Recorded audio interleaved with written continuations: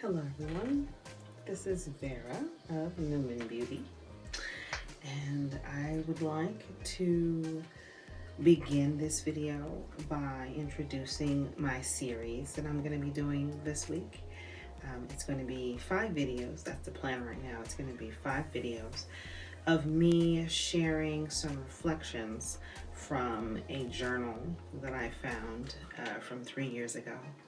And I was reading through it, um, and I was like, wow, I was really amazed at the clarity um, and the seeds that I was tending to and nurturing, and that I'm bearing the fruit of now, that have really come to fruition now in my life.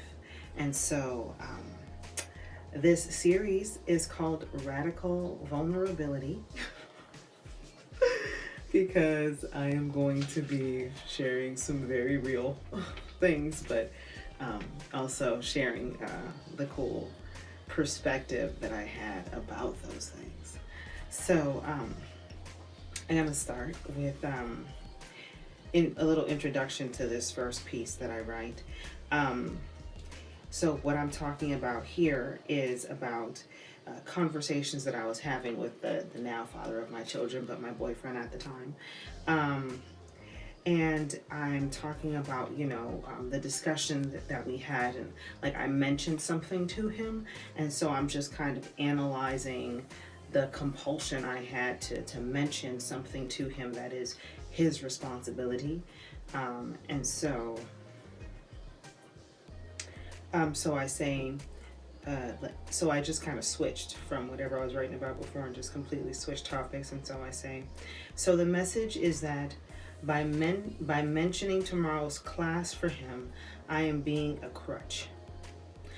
And I brought up that time, he read to me the text conversation with an old coworker he was flirting with, in which she told him he needed to handle his responsibilities, and he said he needed to hear that. I see now that it's a strategy he uses to lure women in to make them feel needed. He says he doesn't like playing the victim to get things done, but I can see deeply that his mask of words, and I know he often does not see himself at the complex levels I see him at, because he has not developed the awareness that I have. Okay.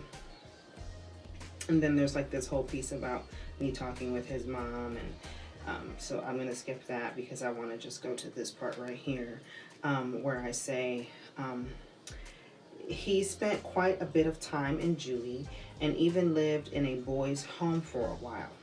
I've noticed he doesn't have a feel for being a part of and contributing to family energy and family flow. He doesn't know there's an automatic, self-sustaining familial energy paradigm that nurtures all who contribute to it in reliable, consistent patterns. This type of insight is evidence of me being an oracle, because I can recognize and analyze energy patterns. Synonyms for oracle: diviner, psychic, medium, seer, soothsayer, clairvoyant. Okay. The good thing is that I've been going through The good thing is that what I've been going through these past 3 days is being shown how I am resisting guidance that is given to me. All of a sudden, it got so easy and the answers are just there. And I haven't been wearing anything, not all 3 days.